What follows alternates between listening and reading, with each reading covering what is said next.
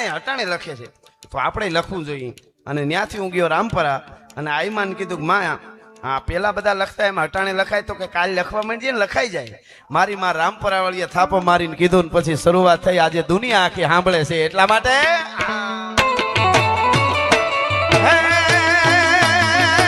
તું સો 3 લોકની રાજા રે તું સો 3 લોકની રાજા રે ચારે ચાર યુગ તે છાયા